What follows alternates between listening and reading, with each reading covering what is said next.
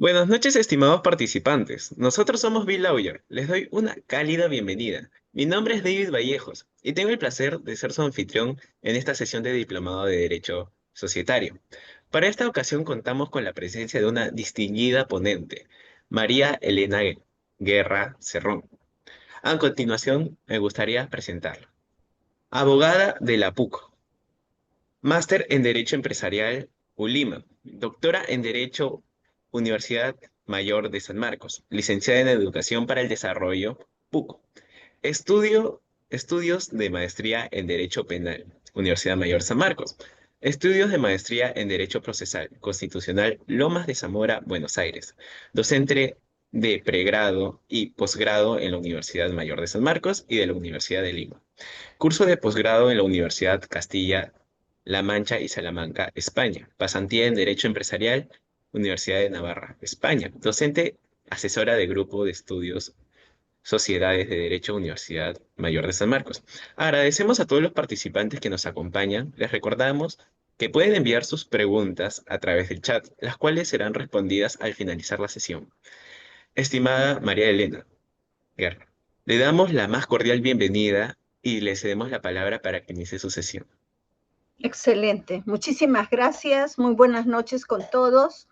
En primer lugar, mi agradecimiento a Bill Lawyer, esta organización que promueve la capacitación y actualización académica. Y bueno, me alegra que siempre me convoquen, ¿no? Porque estos espacios son muy importantes para poder interactuar, para poder compartir ideas.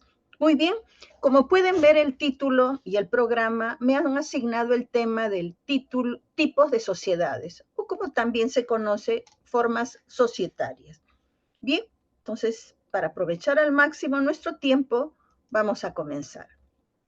En principio, hay que ubicarnos en un contexto nacional respecto a las actividades económicas, ¿no? Porque bien sabemos que el desarrollo de una actividad societaria, la constitución de una sociedad y su desarrollo lleva implícita una actividad económica.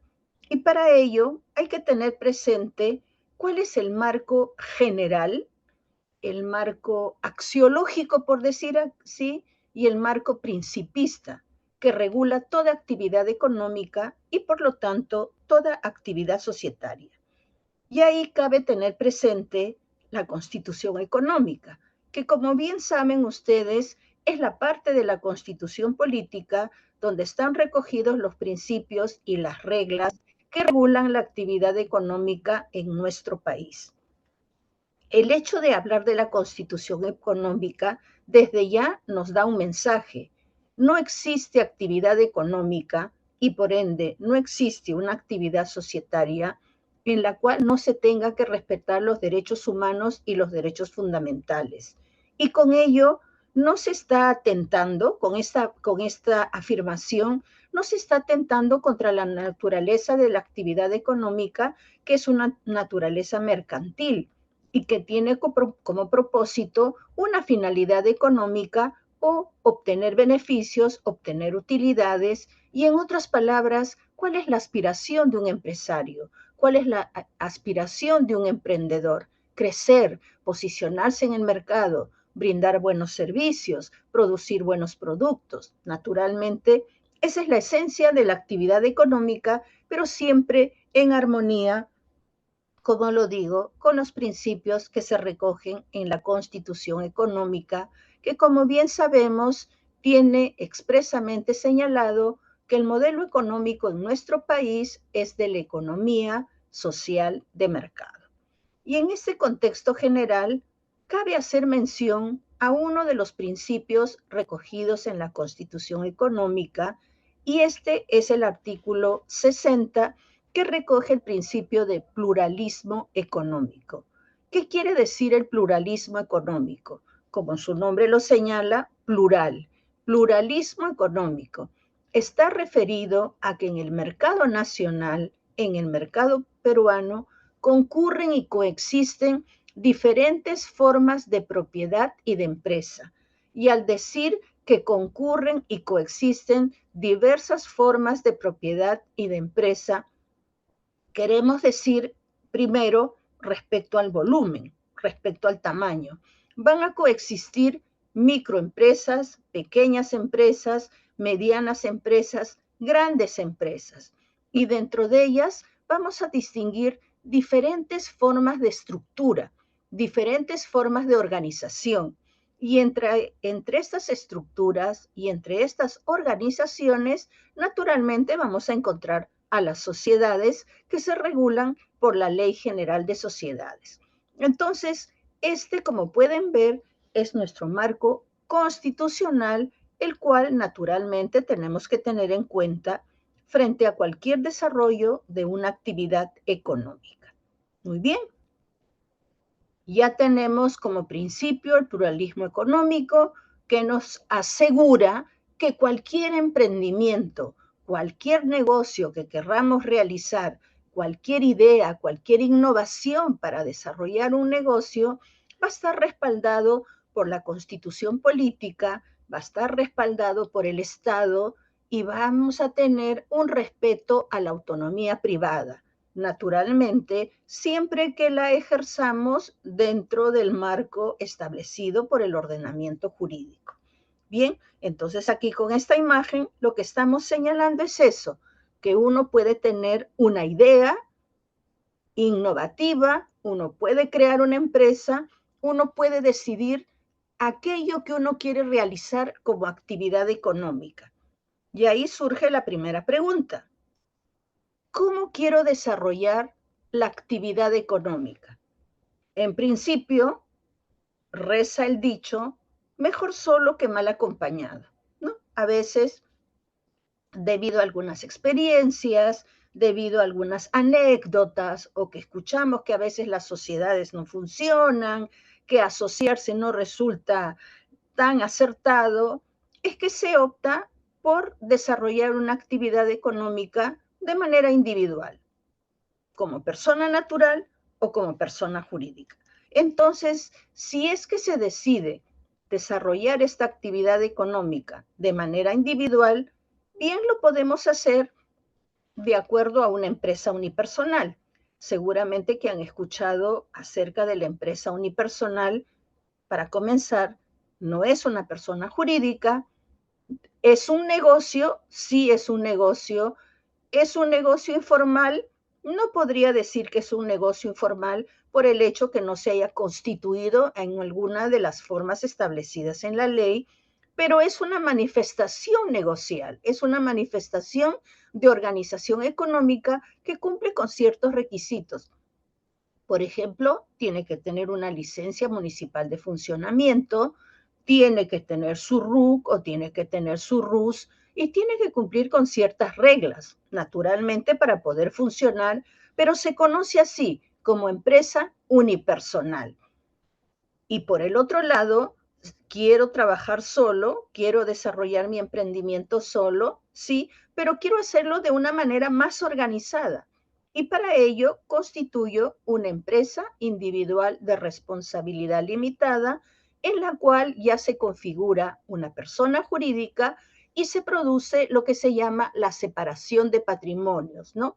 La individualidad de la persona jurídica que va a ser distinta a aquel miembro que la ha creado. Bien, entonces esta es la figura que podríamos decir reza con la frase más vale solo que mal acompañado.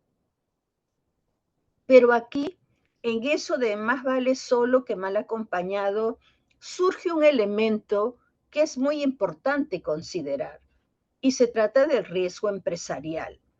Cuando yo trabajo solo, cuando yo desarrollo mi negocio solo o sola, yo estoy asumiendo todo el riesgo, ¿no es cierto? Entonces podría presentarse una situación en la cual uno dice, bueno, considero que no quiero seguir solo, no quiero asumir todo el riesgo empresarial solo, deseo tener un tipo de gestión del riesgo empresarial. Y para tener una gestión del riesgo empresarial, considero que debo compartir ese riesgo empresarial. Entonces, si estoy pensando en compartir el riesgo empresarial, lo que estoy ya gestando en mi mente es la asociatividad. Estoy considerando asociarme para de tal manera poder compartir y tener una gestión junto con un socio más, dos socios, tres socios, cuatro socios, de acuerdo al interés y a la conveniencia empresarial. Entonces estoy en un segundo escenario que es el de la asociatividad. Y aquí viene, cuando hablo de la asociatividad, viene el tema de la autonomía privada, que es bueno tenerla en cuenta, ¿no? Le llaman autonomía privada o también se habla de la autonomía de la voluntad. Como bien sabemos, por la autonomía de la voluntad, uno puede decidir con quién contrata y uno puede decidir qué contrata y cuáles son los términos en los cuales uno va a contratar. La libre determinación de aquello que uno quiere realizar. Perfecto. Entonces, con base a esa autonomía privada, si es que estoy pensando en la asociatividad o en asociarme con alguien para poder compartir el riesgo empresarial, voy a tener algunas opciones. No quiero que piensen de frente, allá. Si es que no es solo, directamente me voy a la sociedad anónima. Hay que pensar en una situación en la cual se puede dar un contrato de asociación en participación o se puede dar un contrato de consorcio. ¿Esa es una manera de asociarse? Sí, también es una manera de asociarse. Este podría ser tal vez el paso previo antes de decidir constituir una sociedad. Atención, no estoy diciendo que necesariamente tenga que darse este paso. Estoy sugiriendo que existe en el escenario de la actividad económica la posibilidad de un periodo de prueba.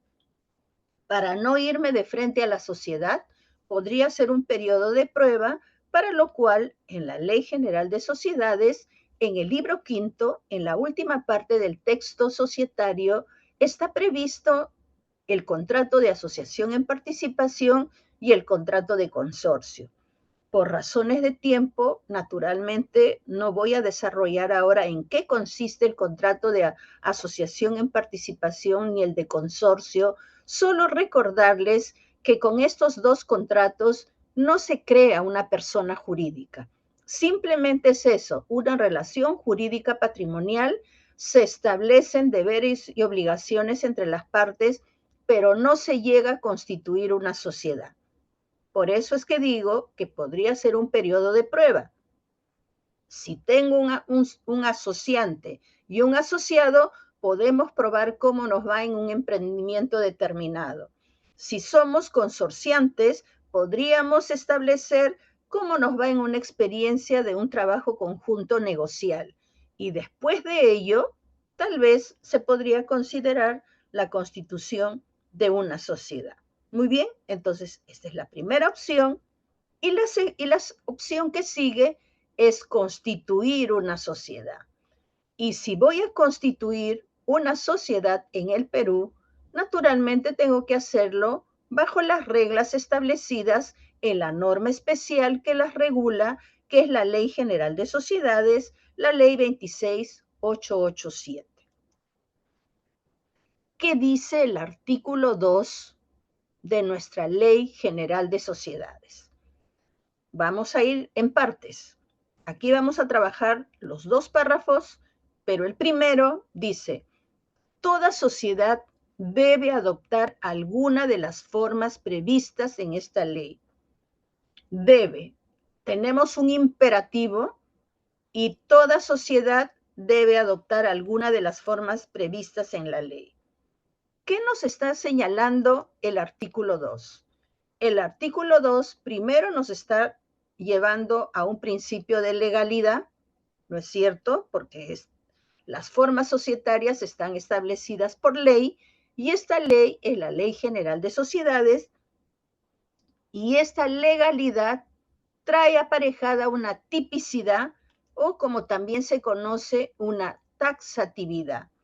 Por lo tanto, la autonomía privada, aquella a la que antes me referí, y que dije que nos reconoce la libertad de decidir en la forma que queremos contratar, está sujeta, ¿no es cierto? Está sujeta a un límite, y ese límite es la tipicidad, porque si bien yo quiero constituir una sociedad, no lo podría hacer creando un tipo, ideando, ¿no? Inventando, innovando un tipo y diciendo, ya, yo voy a crear la sociedad, el tipo tal, tipo estrella, disculpen si parece muy burdo el ejemplo, la forma societaria estrella, eso yo no lo puedo crear, porque la ley ha establecido que ya están tipificadas cada una de las formas societarias. Y si yo deseo constituir una sociedad, me someto a la forma o al tipo establecido en la ley. Y bueno, ¿y cuáles son esos tipos? Bueno, antes de hacer mención a cada uno de los tipos, es bueno recordar la clasificación en la doctrina. Y la clasificación en la doctrina respecto a las sociedades, primero por su naturaleza. ¿Qué quiere decir por su naturaleza? Las sociedades por su naturaleza se dividen en sociedades de personas y sociedades de capitales. Uno mirará la diapositiva y uno podrá estar pensando, sociedades de personas, pero finalmente todas las sociedades son de personas, personas naturales o personas jurídicas. Sí, pero en este caso particular, la connotación no va por ahí. Cuando se dice sociedades de personas, la clásica conceptualización de las sociedades de personas va en el sentido que en ese tipo de sociedades prima el elemento personal. Podríamos decir el intuito personae. Las personas se asocian no en función a su capacidad económica, no necesariamente. Lo que prima es la relación que existe entre las personas. Podríamos decir, seguro han escuchado el affectio societatis, el vínculo amical o incluso el vínculo familiar, la confianza. Eso es lo que va a determinar que las personas se asocien. Y para eso hay un determinado conjunto de formas o tipos societarios que responden especialmente a esas características que se busca en una sociedad de personas. Mientras que si hablo de las sociedades de capitales, ahí no es que no importe la ética, no es que no importe las cualidades personales. Naturalmente, eso siempre van a ser elementos importantes, pero lo que se busca son los inversores, los inversionistas, aquellos que tengan la capacidad de poder aportar dinero, de poder invertir dinero precisamente para el financiamiento, el sostenimiento y el crecimiento de la sociedad. Y vamos adelantando que las sociedades anónimas son sociedades de capitales por excelencia, mientras que las llamadas otras formas societarias, donde entra la sociedad comercial de responsabilidad limitada, la sociedad colectiva, la sociedad civil, entre otras, esas son calificadas como sociedades de personas. La otra clasificación es por la responsabilidad. La primera es por la naturaleza y la segunda es por la responsabilidad. Ahí se clasifican las sociedades de responsabilidad limitada y de responsabilidad ilimitada. Entonces surge una pregunta interesante.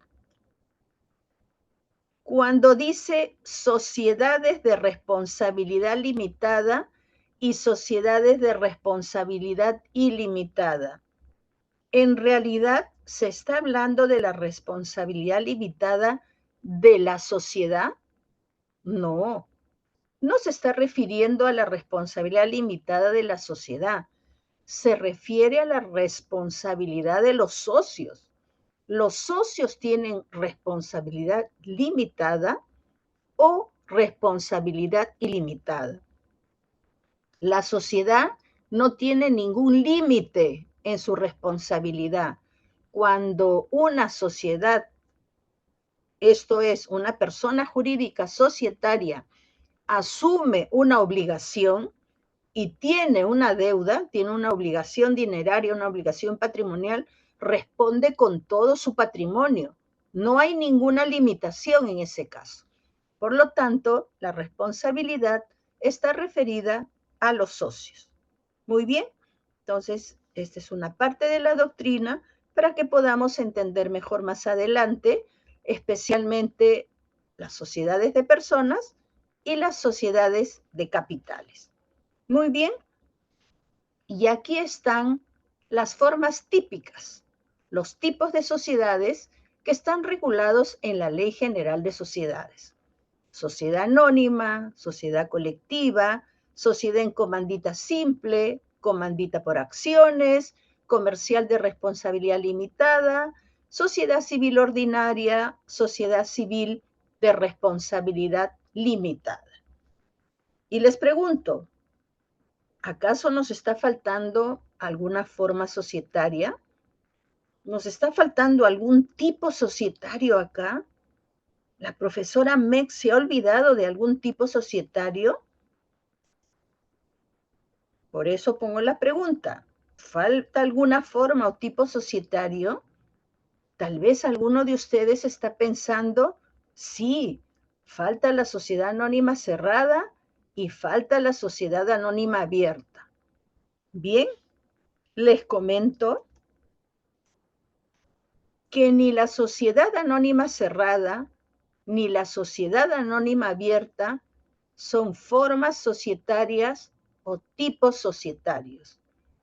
Estas son modalidades de la sociedad anónima. Eso es muy importante tener en cuenta. Repito, no son tipos societarios, no son formas societarias.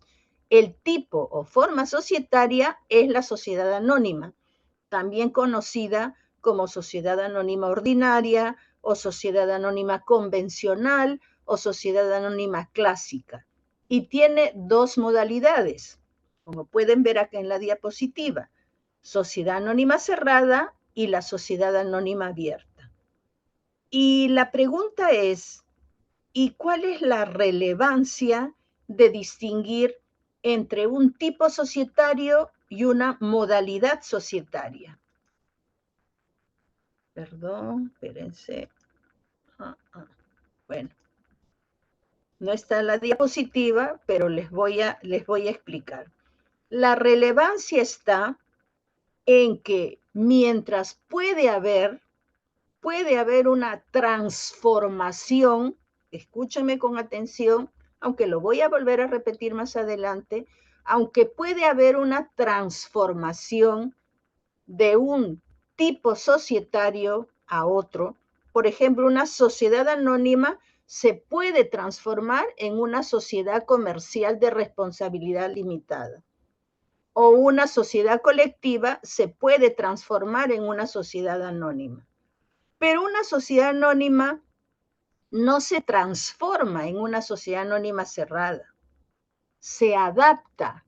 Se llama el término, el verbo rector es adaptación o adecuación. No existe la figura de la transformación. La transformación, repito, solo ocurre entre tipos societarios, no ocurre entre un tipo y una modalidad. Bien, igual lo voy a repetir más adelante cuando hablemos propiamente de la sociedad anónima cerrada y la sociedad anónima abierta. Aquí estoy introduciendo un tema de cultura, por decir, de cultura societaria en general. Hace un momento les hablé de la autonomía privada y que aun cuando quisiéramos nosotros crear nuestro propio tipo societario, nuestra propia forma societaria, no lo podemos hacer porque en la ley ya están previstos los tipos societarios. Entonces la pregunta que surge, y profesora, teniendo en cuenta que el 2021 se publicó el anteproyecto de la Ley General de Sociedades, por si acaso traerá alguna novedad respecto a esta tipicidad, ¿será que últimamente se ha considerado la posibilidad de relativizar la tipicidad y considerar que uno pueda crear la forma societaria que uno quiera? Pues le comento que no. El último documento, el último texto, que es el anteproyecto de la Ley General de Sociedades, mantiene la tipicidad. O sea, no ha recogido, no ha incorporado alguna modificación sobre el particular, y por eso acá en esta diapositiva recojo el artículo 2, dice ámbito de aplicación de la ley, que es similar al vigente en este momento. Toda sociedad debe adoptar alguna de las siguientes formas previstas en la presente ley, y se señalan los diferentes tipos societarios que actualmente tenemos recogidos en la Ley General de Sociedades. Bien, sigamos avanzando. Les dije que el artículo 2 lo iba a trabajar en dos partes. La primera parte ya lo hemos desarrollado respecto a la tipicidad y cuáles son los tipos societarios regulados en la Ley General de Sociedades. Más adelante los vamos a desarrollar cada uno, pero por ahora también quiero hacer mención al segundo párrafo que dice: las sociedades sujetas a un régimen legal especial son reguladas supletoriamente por las disposiciones de la presente ley. Pregunta: ¿cuáles son esas sociedades sujetas a un régimen legal especial? Esto es, que no están señaladas expresamente en la Ley General de Sociedades. Primero, recuerden que en el año 2018 se aprobó el decreto legislativo 1409, creando la Sociedad Anónima Cerrada Simplificada como un nuevo régimen societario para emprendedores. Así se conoció, ¿no? Sociedad por acciones cerrada simplificada. Brevemente debo señalar que lo que se quiso en ese momento era emular la SAS, la Sociedad por Acciones Simplificada de Colombia, ¿no? Que fue un hito, que todo el mundo celebró la sociedad anónima, la sociedad por acciones simplificada. Sin embargo, se creó un tipo societario que lamentablemente hasta ahora no despega. No ha tenido el efecto que se esperaba, especialmente pensando en las pequeñas empresas, ¿no? Cuando, por ejemplo, miren, acá dice: aprueban el reglamento tal que promociona la formalización y dinamización de la micro, pequeña y mediana empresa mediante un régimen societario alternativo denominado SACS. O sea, ese es el propósito. El propósito de este tipo societario precisamente era impulsar a la micro, pequeña y mediana empresa, pero por diferentes circunstancias no ha cumplido esa finalidad. Y una de las principales, una de las principales críticas es que con esta ley es antiformal, ¿no? Se establecen ciertas flexibilidades para que estas micro, pequeñas empresas puedan constituir sociedades, pero la pregunta es: ¿por qué solo se piensa en la flexibilidad para la micro, pequeña y mediana empresa? En todo caso, esa flexibilidad debería ser generalizada para todos, tendría que beneficiar a todos. Y en fin, y otros elementos que no han permitido, lamentablemente, que esto pueda despegar y que hubiera podido tener el efecto deseado. Entonces acá, en la séptima disposición de la ley SACS, aplicación supletoria de la Ley General de Sociedades. Este es un tipo societario, es una forma societaria que está regulada en la ley especial. Si uno quiere conocer en específico, tiene que leer el decreto legislativo 1409 y tiene que leer el reglamento, ¿no? Ambos del 2018, 2019, y en lo que no esté previsto en la norma especial, sí aplica la Ley General de Sociedades. Y específicamente, ¿qué parte de la Ley General de Sociedades es la que hay que revisar? La parte relativa a la modalidad de la sociedad anónima cerrada. Lo dice expresamente la norma. Luego tenemos los bancos, ¿no? Las empresas financieras. son también sociedades anónimas reguladas por ley especial. ¿Y cuál es la ley especial? La ley especial es la llamada la ley de bancos. La ley de bancos que tiene un nombre, pues, larguísimo, ¿no? Ley General del Sistema Financiero y del Sistema de Seguros y Orgánica de la Superintendencia de Banca y Seguros, la famosa Ley 26702. Las empresas del sistema financiero y de seguros organizadas como sociedad anónima, todo banco es una sociedad anónima. Por eso que ningún banco necesita tener la sigla SA, porque la ley ya dice que las empresas de seguro son organizadas como sociedades anónimas. Deben tener en todo momento un número mínimo de accionistas que establece la Ley General de Sociedades.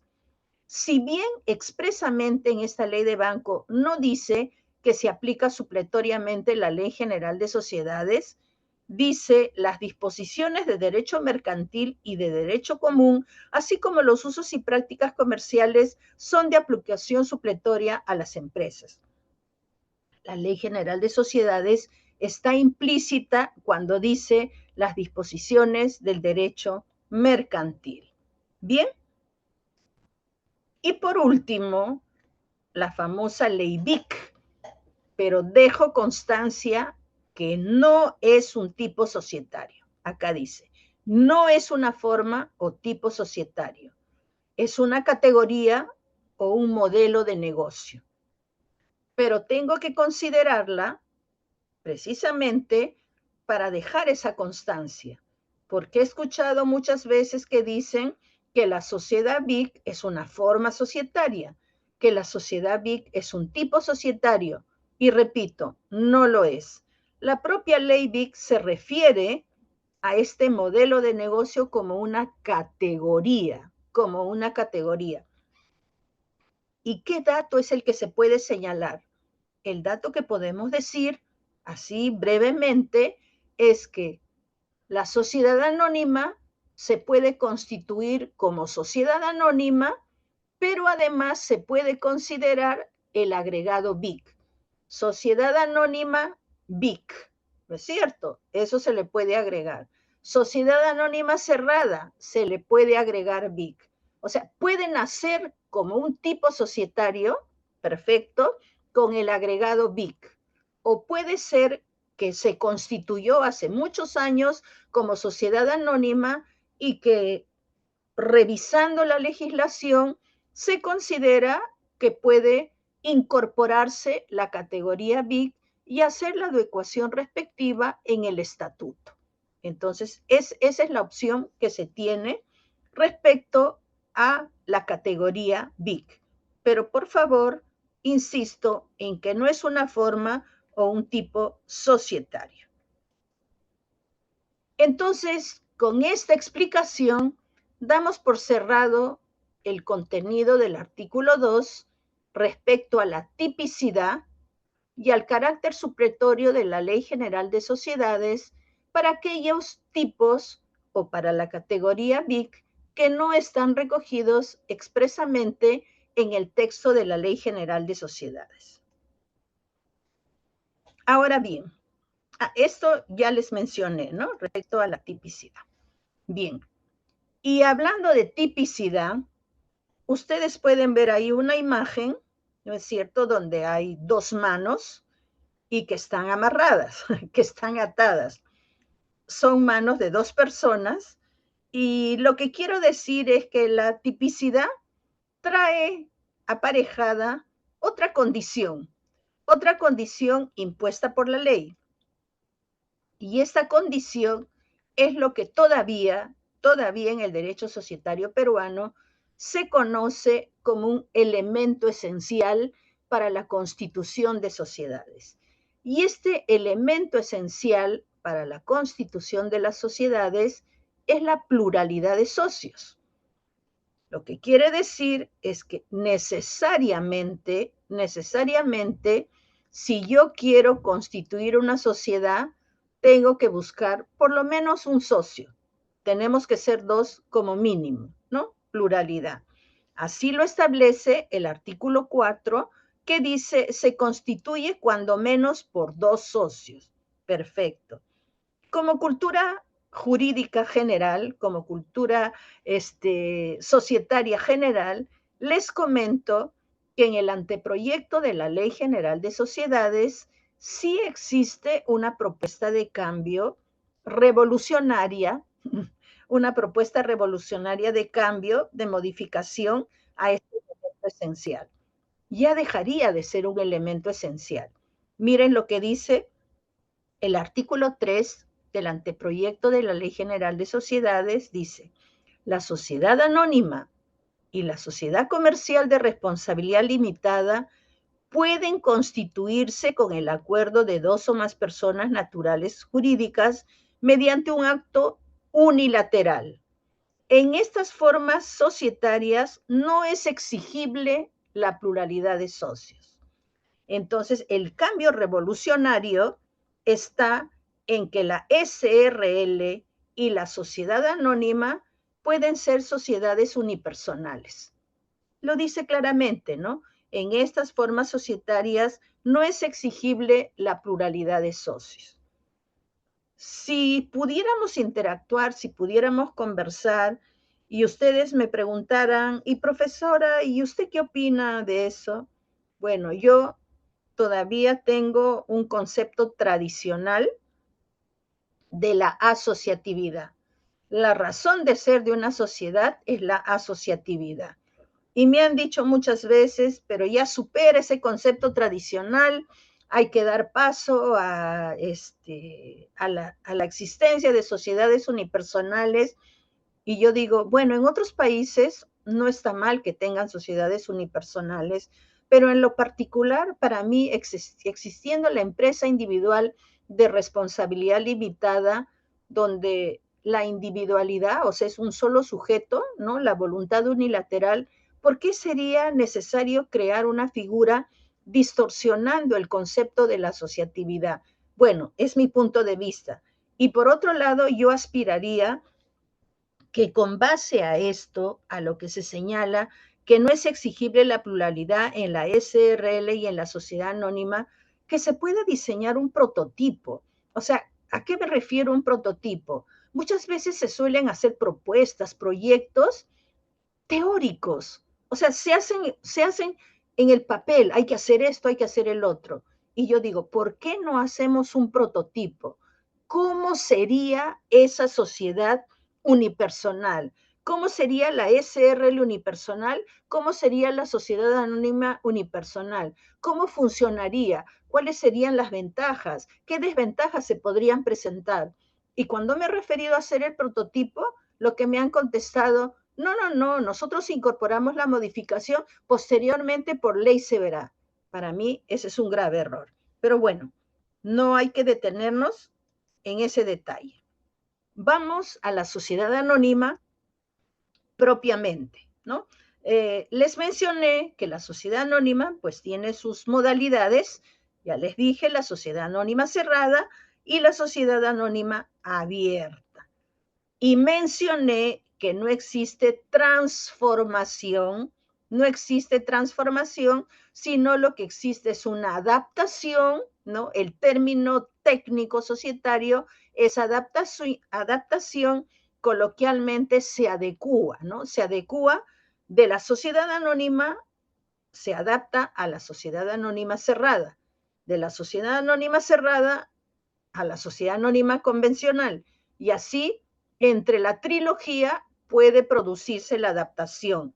Solo si se pasa a un tipo societario, en ese caso sí se va a producir una transformación. En su momento seguro les van a explicar la transformación cuando hablen de la reorganización de sociedades, que si no me equivoco es materia del programa de este diplomado. Aquí está la adaptación. No me voy a detener, quiero que aprovechemos al máximo el tiempo.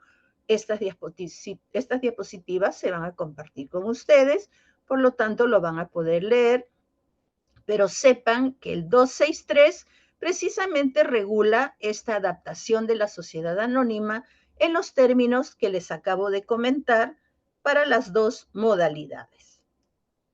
Bien, Hay mucho que hablar de la sociedad anónima, pero nuestro tema son tipos societarios, así que procuremos compartir las ideas fuerza, o sea, aquellos aspectos que considero son relevantes para los fines de esta sesión.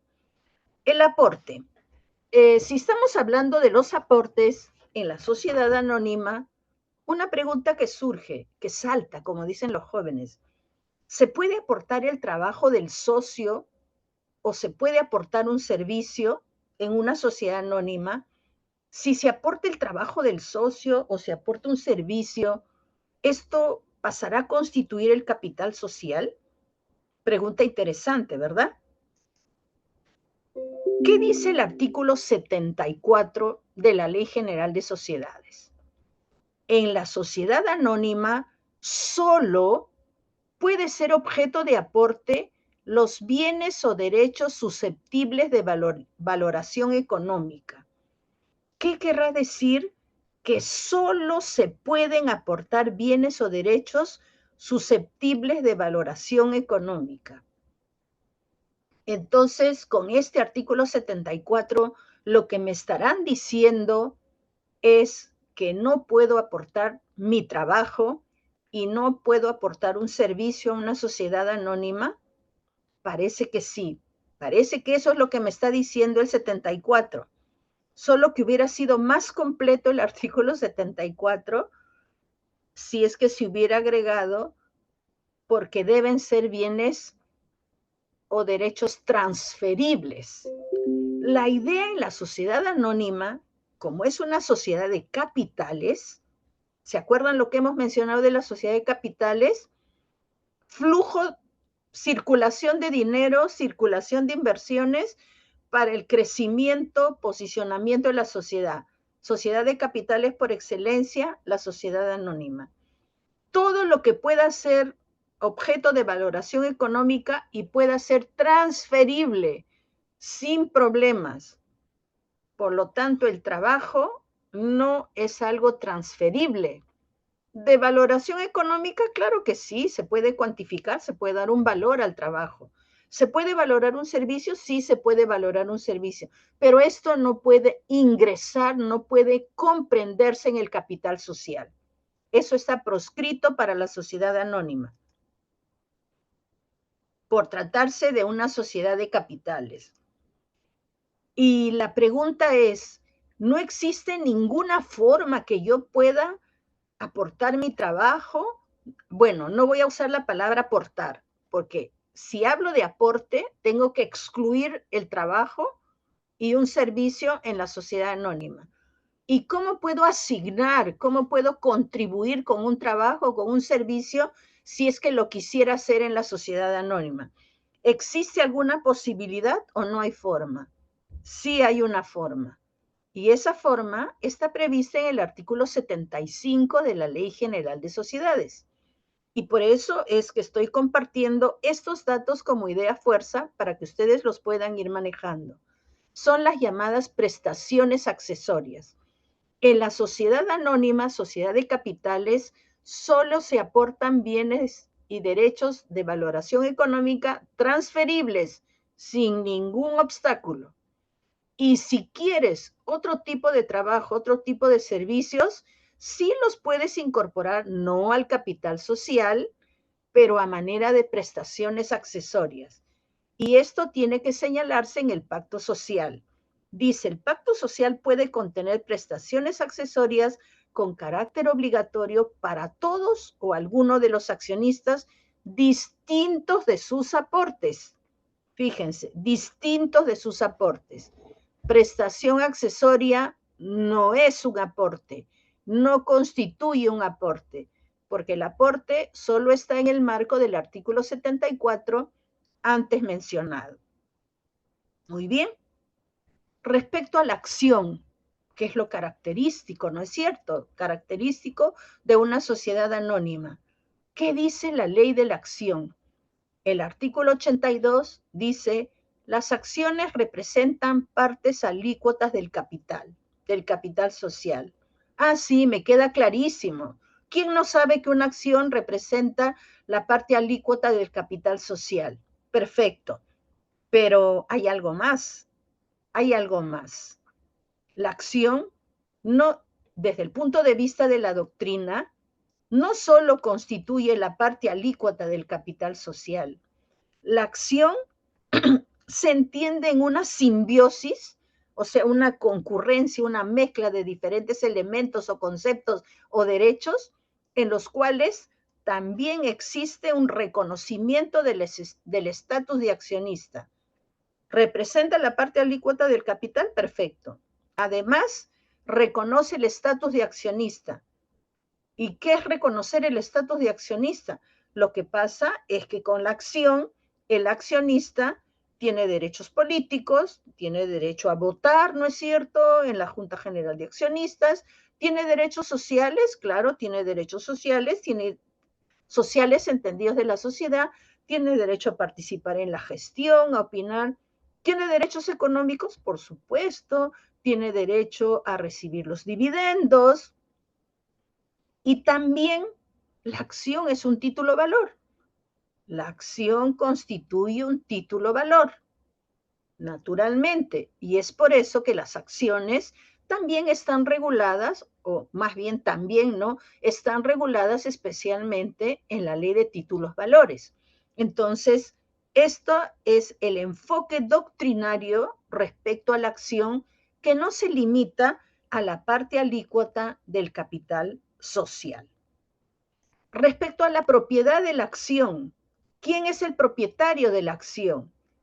El accionista, obvio, sí.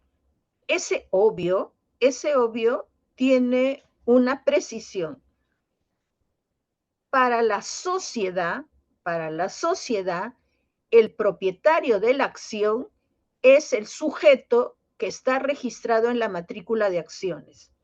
En el caso de las sociedades anónimas, no existe la obligación, o sea, no está previsto que se inscriba en el registro público, ni las acciones, nada de eso. Solamente son actos inscribibles los que están referidos al desarrollo societario, pero respecto a los derechos de los accionistas, no. Es por ello que existe un registro que le podemos llamar un registro privado. Este registro privado se llama, artículo 92, matrícula de acciones. Entonces, aquí tiene que inscribirse todo lo que tiene que ver con las acciones, las transferencias de las acciones. Entonces, para la sociedad, quien va a ejercer todos los derechos por el estatus de accionista es el que tiene su nombre registrado. Pero en el mundo real, es posible que haya un proceso judicial en el cual se está impugnando la transferencia de acciones, en el cual de repente una cónyuge que se considera que no se ha tenido en cuenta su manifestación de la voluntad para la venta de acciones, en fin, en el mundo real puede ser que resulte propietaria otra persona, pero en tanto ese nombre no se inscribe en la matrícula de acciones, quien está registrado va a ejercer plenamente todos los derechos inherentes al estatus de accionista. De ahí que es muy importante conocer la relevancia de la matrícula de acciones.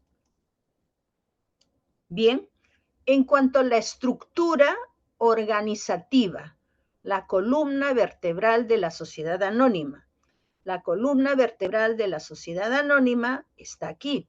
Organización jurídica, Junta General de Accionistas, directorio y la gerencia. Es la trilogía en la estructura. Estos que son órganos societarios. ¿De dónde viene lo de órganos societarios? Viene de la teoría del órgano. Viene de la teoría del órgano que se le reconoce a toda persona jurídica. Toda persona jurídica es un sujeto de derecho individualizado con patrimonio propio y que tiene sus órganos. Cada órgano tiene sus propias competencias. Las competencias, en primer lugar, están establecidas en la ley y en segundo lugar se establecen en el pacto social y estatuto. Siempre prima lo que establece la ley. La Junta General de Accionistas se le suele decir órgano supremo tradicionalmente. A mí no me gusta órgano supremo. Se le suele llamar órgano de propiedad. Está mal que se diga órgano de propiedad porque no es propietario de nada. En todo caso, los accionistas son propietarios de ¿qué? De sus acciones, y las acciones son partes alícuotas del capital social, pero la única propiedad que ostenta es la propia persona jurídica por la individualidad. La Junta General de Accionistas no puede hacer lo que quiera. No, pero ¿qué es el órgano supremo? Decide. No. Se tienen que respetar las competencias de cada órgano. Y precisamente porque durante muchísimo tiempo se consideró de manera equivocada que la Junta General de Accionistas era un órgano de propiedad que podía decidir y que podía imponer su voluntad. En las últimas décadas han surgido corrientes de buen gobierno corporativo, seguro que han escuchado prácticas de buen gobierno corporativo, principios de buen gobierno corporativo, y hoy incluso tenemos el Código de Buen Gobierno Corporativo, en el cual se establecen principios. Se establecen principios en el 2013, bueno, ya data de hace muchos años. Se actualizaron principios que eran del año 2002, y hoy pues todavía está a la espera que se actualicen todavía más. El Código de Buen Gobierno Corporativo consta de 5 pilares: derecho de los accionistas, Junta General de Accionistas, directorio y alta gerencia, riesgo y cumplimiento, transparencia de la información. Miren, estos son pilares que rigen especialmente a las sociedades anónimas que están enlistadas, a las llamadas que cotizan en bolsa. Estas están obligadas sí o sí a respetar y a cumplir el Código de Buen Gobierno Corporativo, lo que no quiere decir que el resto de las sociedades se encuentre exento de cumplir con los principios. Precisamente se pretende que en el anteproyecto de la Ley General de Sociedades se pueda incorporar un marco general que oriente la actividad societaria a estos principios. Bien. Bueno, este es un aspecto muy general. ¿Se acuerdan en la época del COVID que no se podía hacer absolutamente nada? Sufrieron mucho las sociedades, porque para las sociedades anónimas no existía una norma que los autorizara a que la Junta General de Accionistas realizara sesiones virtuales. Lo que estaba previsto en el artículo 169 era que los directores podrían realizar sesiones no presenciales. Decía, el estatuto puede prever la realización de sesiones no presenciales a través de medios escritos, pero entonces, en ese caso se veían impedidos, no sabían qué hacer.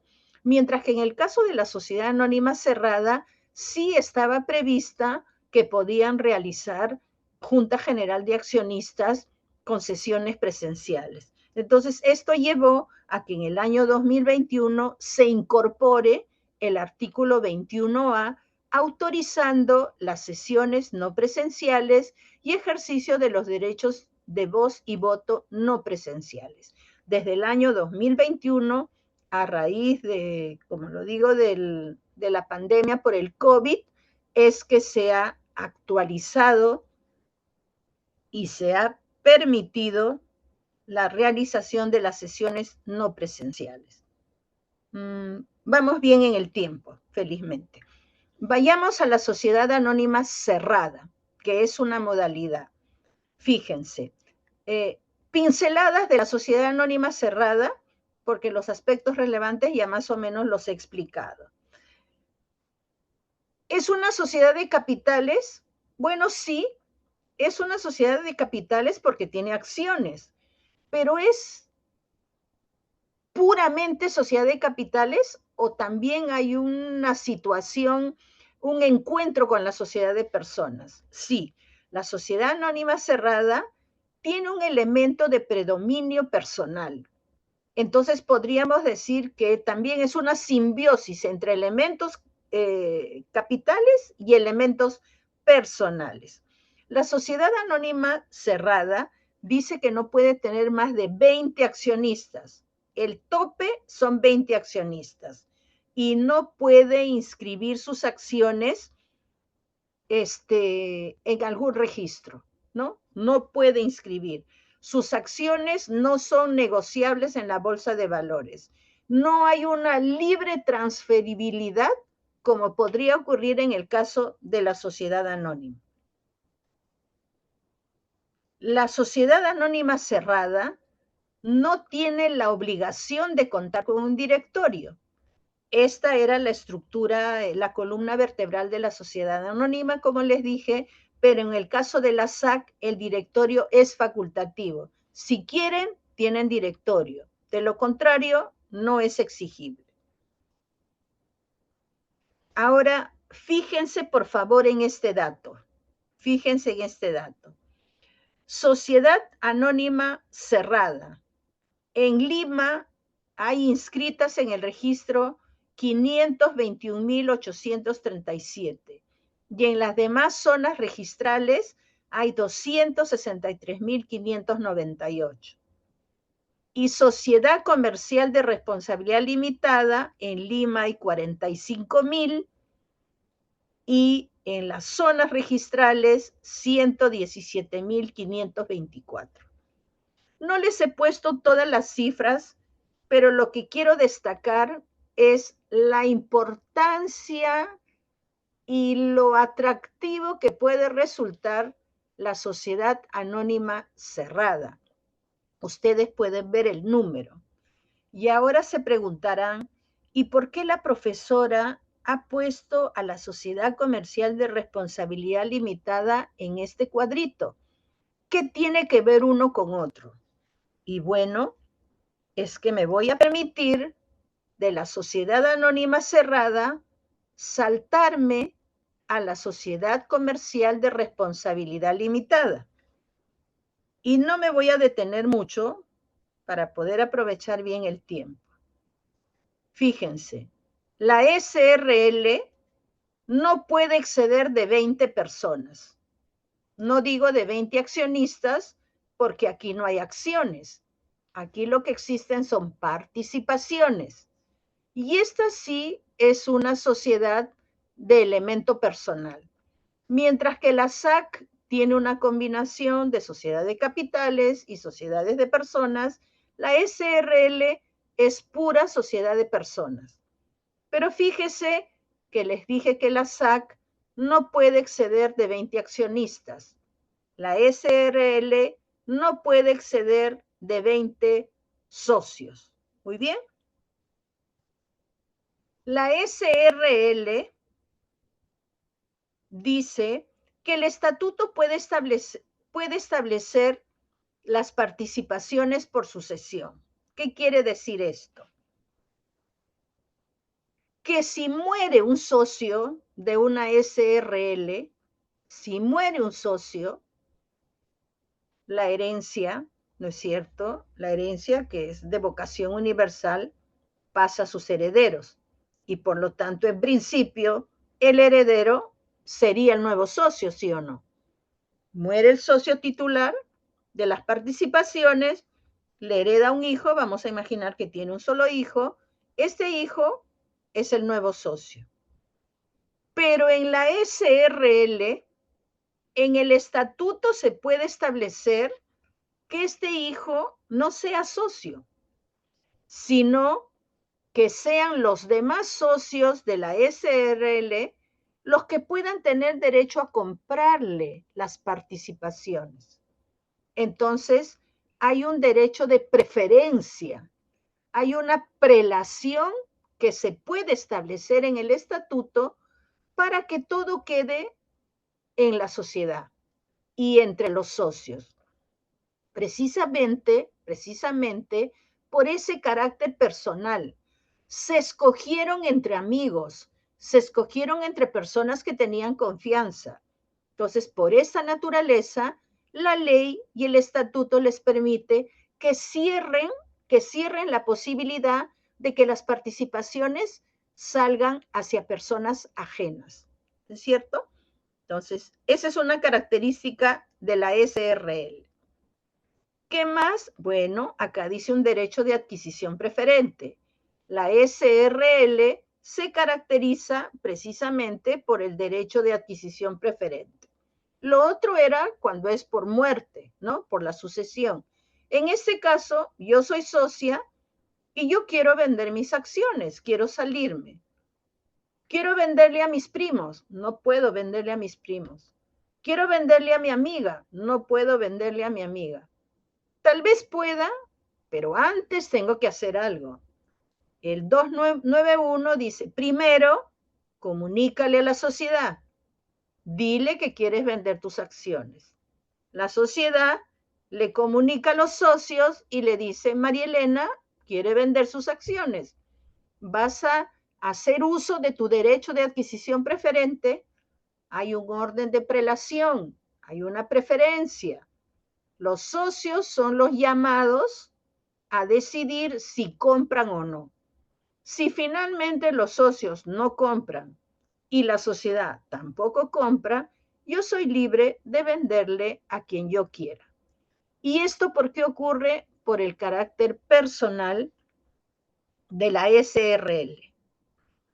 ¿Hay un derecho de exclusión, separación de socios? Sí. Si yo quiero irme, me puedo separar de la sociedad, pero en situaciones claramente establecidas en la ley. No es que digo, ya me cansé de ustedes, me voy, me separo. No, no, esto no es así. La separación es una figura societaria de acuerdo a condiciones establecidas en la ley. Pero también por la naturaleza personal, los demás socios tienen derecho a excluir, expulsar a un socio cuando incumple determinadas condiciones establecidas en el estatuto. La exclusión no está prevista para la sociedad anónima convencional, por ejemplo, pero sí está prevista en la SRL, que es una sociedad de personas. Muy bien, ustedes dirán, la profesora me mareó. ¿Por qué si yo estaba viendo la SAC, de repente se fue a la Sociedad Comercial de Responsabilidad Limitada? Ahorita me van a comprender por qué me he ido a la Sociedad Comercial de Responsabilidad Limitada y ahorita estoy regresando a la SAC. ¿Qué dice la SAC? Derecho de adquisición preferente. El accionista que se proponga transferir debe comunicarlo a la sociedad. Acá dice que en la SAC, si es que yo quiero vender, primero tengo que comunicarle a la sociedad. Lo mismo que les he dicho para la Sociedad Comercial de Responsabilidad Limitada, SRL, se presenta en la Sociedad Anónima Cerrada. Idéntico. Si es que no le comunico, no puedo vender. Si los accionistas de la SAC no hacen uso de su derecho de adquisición preferente, en ese caso, lo compra la sociedad y si la sociedad no lo compra, yo lo puedo vender. Pero aquí dice que el estatuto podrá establecer otros pactos y condiciones la transmisión, inclusive suprimir el derecho de preferencia para la adquisición de acciones. Si bien en la SAC es una característica el derecho preferente, en el estatuto pueden dejarlo sin efecto. Esa es una prerrogativa que tienen. Pero vamos a la similitud de la SRL con la SAC en lo que se refiere al número de socios, al derecho de adquisición preferente, a la adquisición preferente en caso de enajenación forzosa. ¿Qué quiere decir esto? Si están en un proceso único de ejecución, por ejemplo, ¿no? En un remate y se van a rematar las acciones, por ejemplo, la sociedad tiene preferencia. La sociedad tiene preferencia para adjudicarse las acciones. No se la podría adjudicar un tercero. Acá dice, Cuando proceda la enajenación forzosa de las acciones, se debe notificar previamente a la sociedad de la respectiva resolución judicial o solicitud de enajenación. Dentro de los 10 días de efectuar la venta forzosa, la sociedad tiene derecho a subrogarse al adjudicatario de las acciones por el mismo precio que se haya pagado por ellas. Fíjense. Y todo esto es por el carácter personal que también se presenta en la sociedad anónima cerrada. Transmisión de las acciones por sucesión, lo mismo que les comenté para la SRL respecto al sucesor. También, las acciones por sucesión hereditaria confieren al heredero la condición de socio. Sin embargo, el pacto puede establecer que los demás accionistas tienen derecho a adquirir. Igualito. Hasta ahorita vamos idéntica la regulación y los efectos, con la diferencia que en la SAC son accionistas y en la SRL son socios con participaciones. Bueno, el derecho de separación también lo comenté. Bien. Llego a esto. ¿Por qué razón en la sociedad anónima cerrada y en la SRL, con la sutil diferencia de que aquí es sociedad de capitales y sociedad de personas en combinación, y aquí sociedad de personas, ¿por qué son tan parecidas? Por no decir que son idénticas. ¿Por qué existen dos tipos societarios en los cuales se repiten las reglas y los contenidos? Brevemente. Cuando se elaboró el proyecto de la Ley General de Sociedades que hoy nos rige, ¿cierto?, que todavía está vigente, cuenta la comisión que elaboró el proyecto, que se aprobó posteriormente, que solamente querían redactar una ley de la sociedad anónima. Entonces lo que hicieron fue todo el aspecto de la sociedad anónima, sus dos modalidades, sociedad anónima cerrada y sociedad anónima abierta. Suprimieron las otras formas societarias, suprimieron la SRL. Y como la SRL era tan atractiva y tenía mucha aceptación en el Perú, toda la regulación de la SRL la recogieron en la sociedad anónima cerrada. O sea, no imaginaron pues que tenían que mantener las dos. Se presentó el proyecto a la comisión del Congreso y lo primero que dijeron, ¿y dónde están las otras formas societarias?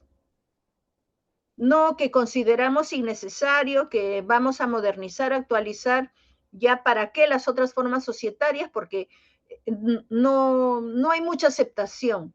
Y dijeron, bueno, esto no dijeron, esto intuyo yo que dijeron.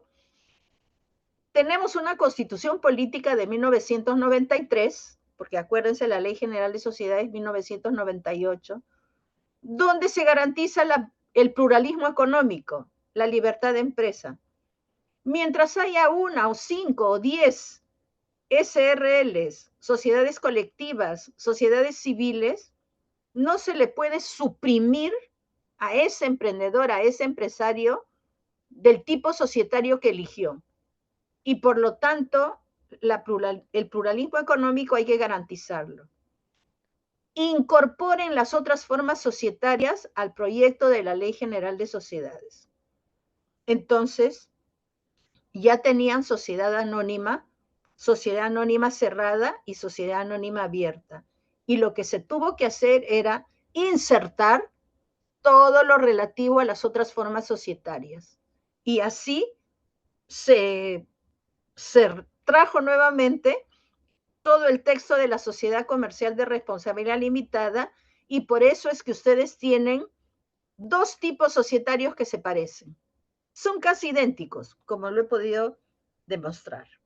Bien, ahora me voy a la sociedad anónima abierta, en la cual no hay mucho que decir. La sociedad anónima abierta considerando que su característica es buscar financiamiento y una expansión económica a través de la oferta pública de acciones y tener grandes ingentes de dinero, o sea, recursos, ¿no? Recursos, es que es muy técnica, está establecido todos los pasos que se tiene que seguir. Bueno, en sí toda la Ley General de Sociedades establece unas formas, pero es más técnico este aspecto de las sociedades anónimas abiertas, ¿no? Hay todo un programa, proyectos que se tienen que elaborar, que se tienen que registrar, que se tienen que difundir. Sus características generales están previstas en el artículo 249. La característica más conocida, más relevante, es esta que tiene más de 750 accionistas. Sabemos pues que por la naturaleza de este tipo de sociedades, aquí bajo ningún concepto podríamos hablar de un elemento personal, ni siquiera indirecto, ¿no? Ni siquiera remoto, porque son tantos accionistas y existe tanto intercambio de las acciones que se compran, que se venden, que tal vez los socios nunca se llegan a conocer o no llegan ni a saber quién en qué momento ha sido socio de determinada sociedad anónima. La sociedad anónima abierta, como lo señala el 252, necesariamente debe inscribir todas sus acciones en el registro público del mercado de valores, ¿no? Esa es una exigencia. Actualmente y siempre está sujeta a la fiscalización, supervisión de la Superintendencia de Mercado de Valores. Todavía en la norma se menciona la CONACEF, pero entiéndase que la CONACEF hoy es la Superintendencia de Mercado de Valores. No se puede establecer bajo ningún concepto una limitación a la transferencia de las acciones. Expresamente está señalado, estipulación no válida. Es imposible establecer ese límite. Bien, entonces eso es a grandes pinceladas lo de las sociedades anónimas cerradas, que son una modalidad, y ahora nos vamos a dar una mirada a los tipos societarios que nos faltan. Muy bien, entonces acá tenemos libro 3, otras formas societarias. Da la impresión que hasta sería peyorativo, ¿no? Sociedad anónima cerrada, sociedad anónima abierta, y ahora vamos a ver las otras formas societarias. La colectiva, comandita, en fin, comercial de SRL, ya no la voy a mencionar, ya la mencioné, y las sociedades civiles. Recuerden la clasificación que hicimos por la naturaleza de sociedades de personas y sociedades de capitales. Aquí tenemos que todas las otras formas societarias se caracterizan por ser sociedades de personas. A ver, miremos este cuadrito. La fuente de la información es de febrero del 2025, información obtenida por acceso a la información pública. Miren, sociedad civil, en Lima, 2.046 sociedades.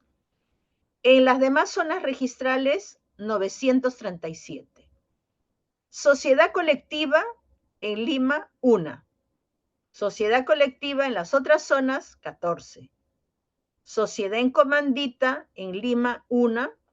Sociedad comandita en otras zonas registrales, 2.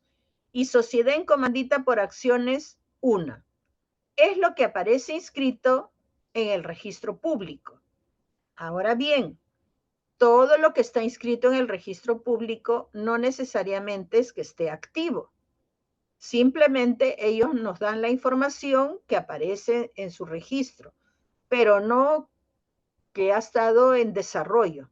Entonces, podría ser que ya no exista propiamente una colectiva, ni en comandita, ni estas de acá, la comandita por acciones. Entonces, cuando ustedes están mirando esta diapositiva, y aquí se recogen las otras formas societarias, menos la SRL, porque ya la hemos trabajado antes, tal vez ustedes se pregunten, ¿es conveniente seguir manteniendo estas formas societarias? ¿No sería mejor suprimirlas? Es una pregunta que uno de cuando en cuando se hace, ¿no? Pero recordando lo que hemos mencionado del artículo 60 del pluralismo económico, ¿no podríamos aspirar a tener una ley que simplemente las elimine o que pueda obligar a los empresarios, ¿no es cierto?, a las sociedades a que se transformen? No podríamos obligarlos a ellos.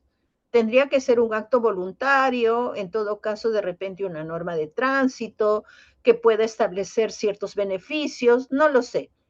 Pero en tanto tengamos la constitución económica y el pluralismo económico, hay que respetar a aquellas sociedades que al menos se encuentran inscritas en el registro. Y la pregunta es, y profesora, en el anteproyecto de la Ley General de Sociedades, tal vez se ha considerado suprimir las otras formas societarias. Les cuento que no. Aquí tienen en la diapositiva, libro tercero, otras formas societarias, se ha dejado intacto.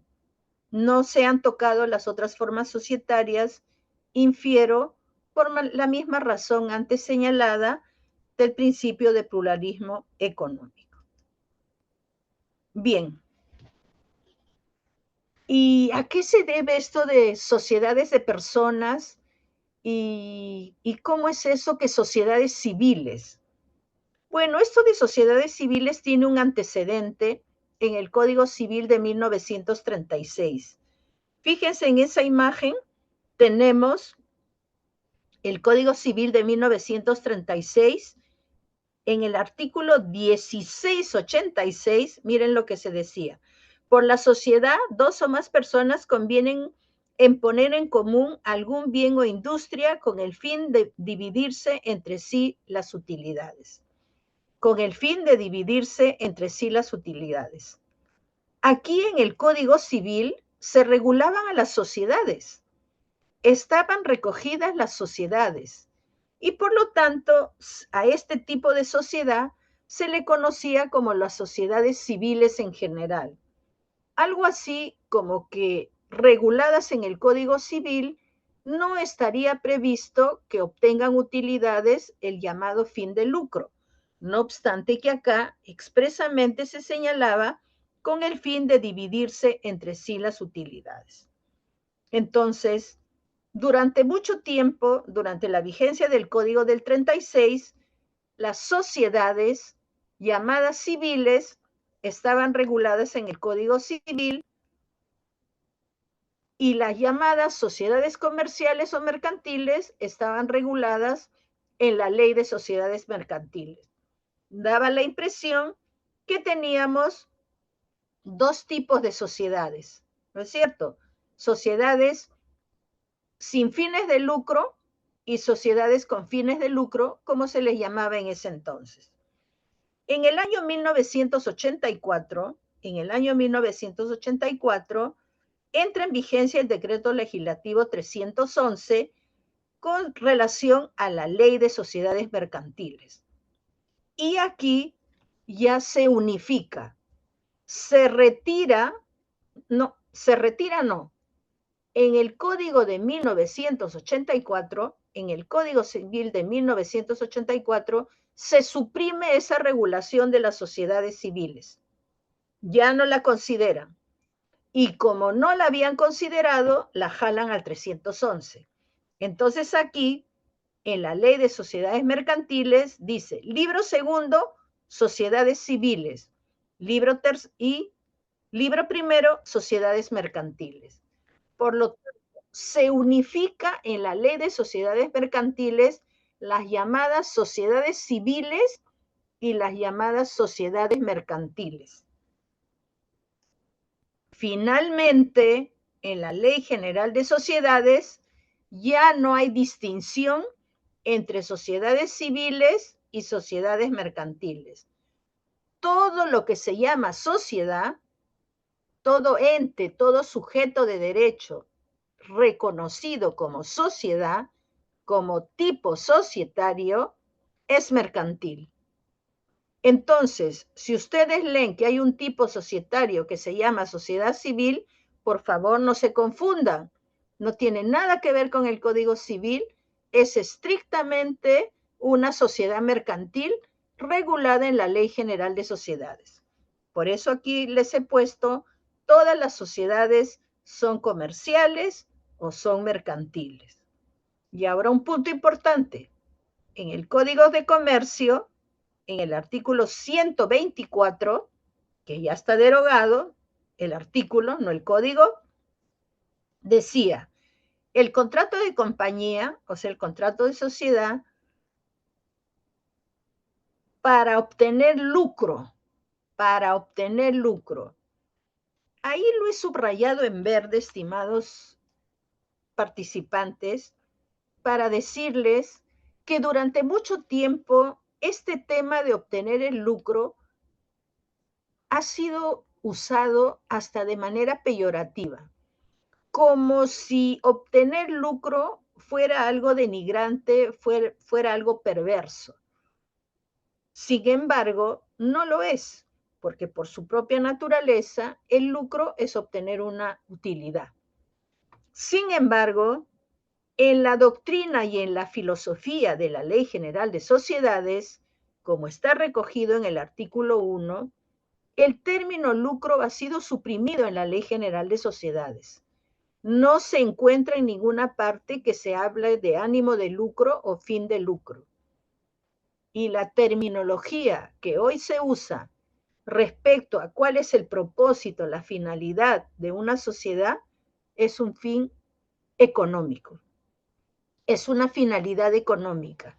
¿Y qué quiere decir un fin económico? Eso pues, obtener utilidades, obtener una renta para poder reinvertirla, para poder crecer, para obtener un beneficio, ¿no? Entonces, en el argot, por decir societario, ya no se usa el fin de lucro o el propósito lucrativo, sino la finalidad económica. Aquí les he puesto fin económico. Bien, ya me faltan unas cuantas diapositivas, teniendo en cuenta que de las otras formas societarias, después de la SRL, lo que tenemos como preferencia son las sociedades civiles. Comencemos por las sociedades civiles, ¿no? ¿Qué nos dice la norma respecto a las sociedades civiles? Estas especial y particularmente están destinadas, como dice el 295, al ejercicio personal de una profesión, oficio, pericia, práctica.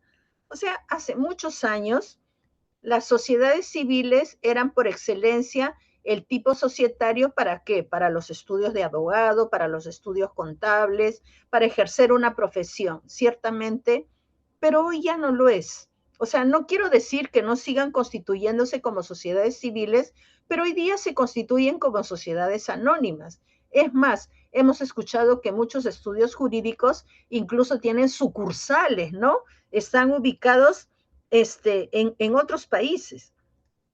Pero bueno, pues ahí tenemos. De las sociedades civiles se clasifican en dos: sociedad civil ordinaria y la sociedad civil de responsabilidad limitada. Esas son las dos clasificaciones. Mientras en la sociedad civil ordinaria, como lo señala el 295, dice que los socios responden personal y en forma subsidiaria con beneficio de exclusión por las obligaciones sociales y lo hacen salvo pacto distinto. Y en la responsabilidad limitada, bueno, en principio lo limitan a 30 personas. En la sociedad civil ordinaria, mínimo 2 y máximo no lo señala. Pero acá en la sociedad civil de responsabilidad limitada nos dice máximo 30 y no responden personalmente por las deudas sociales, porque su propio nombre lo dice, pues, responsabilidad limitada. Y en la ordinaria, ¿a qué se refiere con esto de en forma subsidiaria y con beneficio de exclusión? Lo que quiere decir, muy bien, Yo, socio de la civil ordinaria, en algún momento puede ser que tengo que responder con mi patrimonio. Puede ser, pero por si acaso, primero tiene que responder la sociedad. Primero hay que emplazar a la sociedad y primero hay que ver los bienes de la sociedad. Una vez que se agotó toda posibilidad de cobrarle a sociedad, recién entro yo. A eso se refiere cuando dice en forma subsidiaria y con beneficio de exclusión. ¿Qué más dice la sociedad civil? Bueno, la razón social, ese no es un dato muy relevante. Hay participaciones, bueno, ese es un dato general, en todas las otras formas societarias hay participaciones, excepto en la sociedad en comandita por acciones, en ese caso sí hay acciones. ¿Qué otro dato importante tenemos? La forma como se ejerce el beneficio de exclusión, bueno, eso lo pueden leer, no es un dato así relevante de las sociedades civiles. Para mí lo más importante de las sociedades civiles es que se tenga en cuenta precisamente estas dos formas y respecto a la forma subsidiaria y beneficio de exclusión, pero naturalmente para fines teóricos, porque para fines prácticos hemos visto que la cantidad es bastante reducida de sociedades, ¿no? Entonces, no sé hasta qué punto podríamos tener muchas experiencias respecto a las sociedades civiles. Es más, ustedes ven que es muy escueta la regulación que existe y eso no ha cambiado tampoco en el anteproyecto de la Ley General de Sociedades.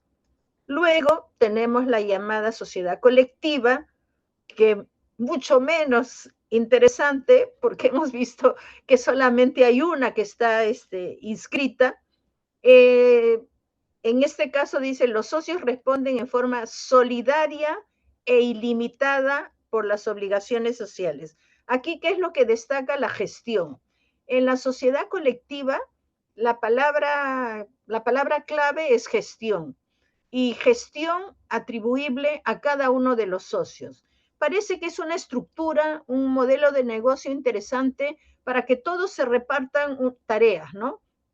Algo así como si fuera un consorcio, donde cada uno tiene que poner la suya, esforzarse en los temas de la gestión. Por eso dice, los socios responden en forma solidaria e ilimitada por las obligaciones sociales. Por eso todos tienen que empujar con la misma fuerza el coche porque tienen que responder en forma solidaria. Tiene que haber mucha confianza, tiene que haber mucha buena fe porque miren el efecto de la responsabilidad. ¿Qué más? Formación de la voluntad social, administración. Salvo régimen distinto en el pacto social, la administración de la sociedad corresponde separada e individualmente a cada uno de los socios. Esto, el 270, está pues directamente vinculado a la gestión y a la responsabilidad solidaria e ilimitada a la que hemos puesto énfasis. La transferencia de las participaciones no se puede transferir sin el consentimiento de los demás. Esta es una premisa, o si quieren, esta es una máxima en las sociedades de personas. Y es razonable que así sea, por lo que les he señalado tantas veces. Debido a que si hay un carácter de confianza, de un interés particular, entonces no es conveniente que las participaciones puedan salir de la esfera de la sociedad tal y cual ha sido constituida. La separación o la exclusión también es algo que hemos puesto énfasis y que se presenta en todas las sociedades de personas. Y llegamos a la última, que es la sociedad en comandita simple, y también hay sociedad en comandita por acciones. ¿Cuál sería el atractivo de una sociedad en comandita simple? Se suele decir, y ahí se lo he escrito para ustedes en una nota abajo, esta sería una estructura o un modelo de negocio interesante para aquellos emprendedores que necesitan financiamiento, ¿no? Que de repente tienen el expertise y necesitan dinero. Entonces buscan inversionistas, buscan a socios que puedan invertir plata y que confíen en ellos, en su innovación, en su emprendimiento. Ellos son los que van a sacar la cara, los que van a hacer la gestión, disculpen en términos coloquiales, los que se van a rajar por el negocio, a cambio de que los otros puedan obtener beneficios, puedan obtener rentabilidad por su inversión. De ahí que podría ser atractiva esta sociedad en comandita simple, ¿no? Entonces dice, las sociedades en comandita, los socios colectivos responden solidaria e ilimitadamente por las obligaciones sociales.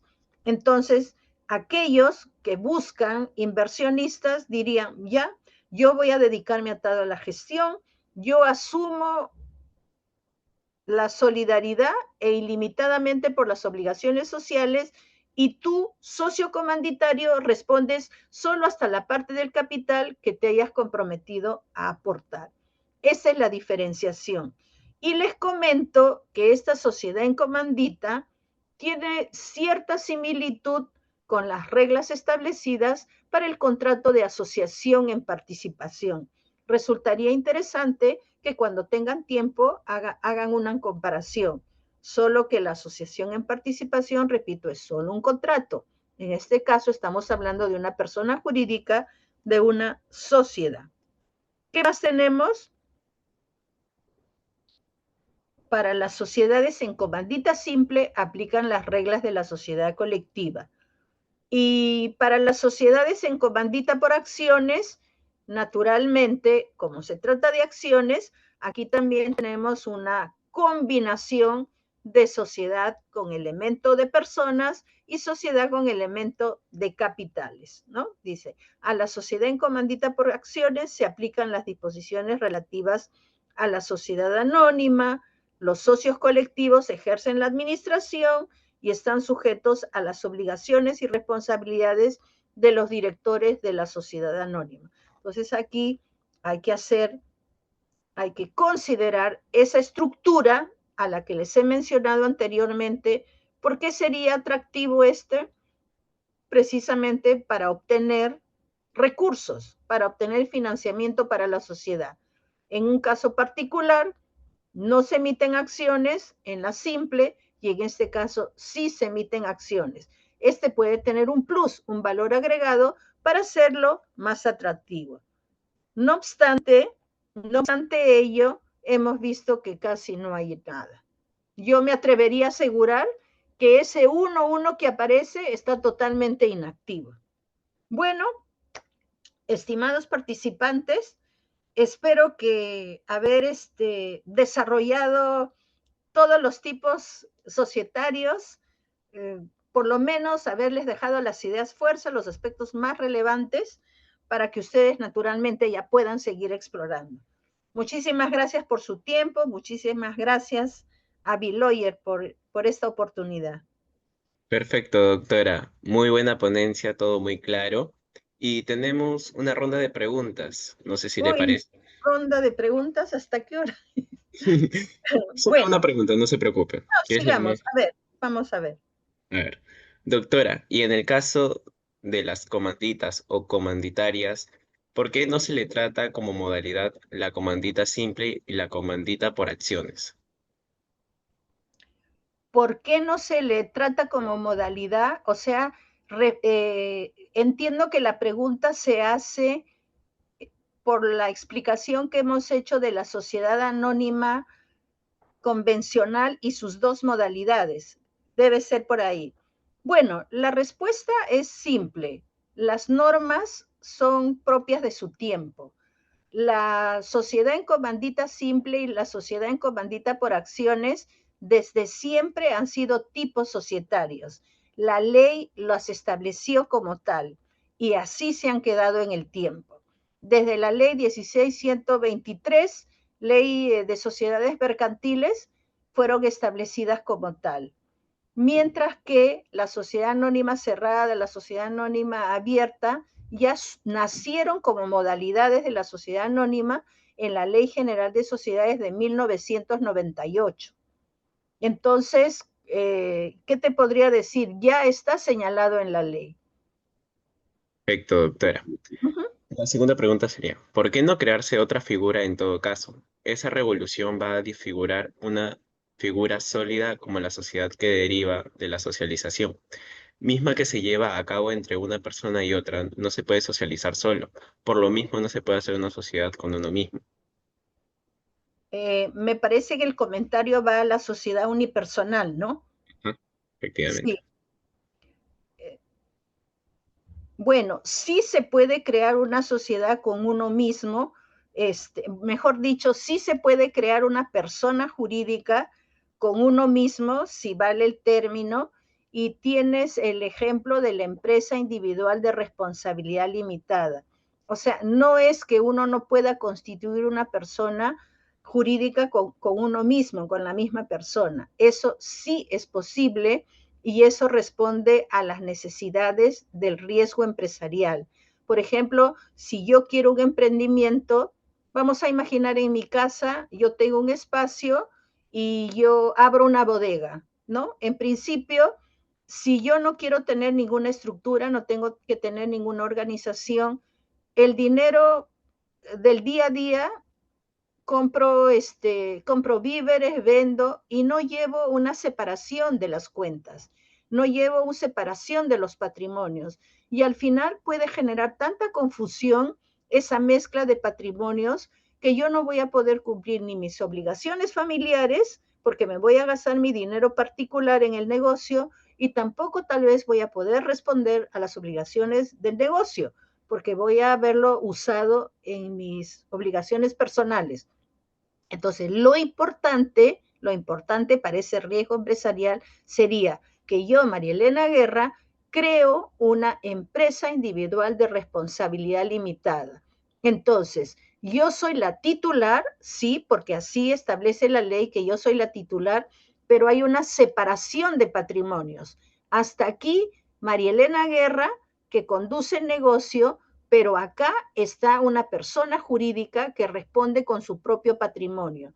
Si la empresa individual de responsabilidad limitada asume obligaciones, paga con su patrimonio.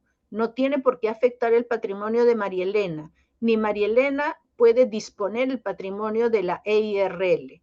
Entonces, para mí, si ya existe la EIRL, lo ideal, pero por favor, es una postura personal, yo respeto la postura de los demás.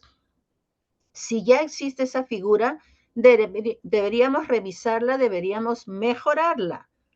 Considero innecesario crear una sociedad unipersonal, para mí, pero existe un sector de la doctrina que considera que como en Colombia, como en España, ya existe la sociedad unipersonal, deberíamos incorporarla a nuestro ordenamiento societario. Agrega la misma persona que hizo la pregunta, doctora. Entonces estaríamos diciendo que la separación de patrimonios es el elemento esencial para constituir una sociedad. Definitivamente sí, y el artículo clave es el artículo 78 del Código Civil.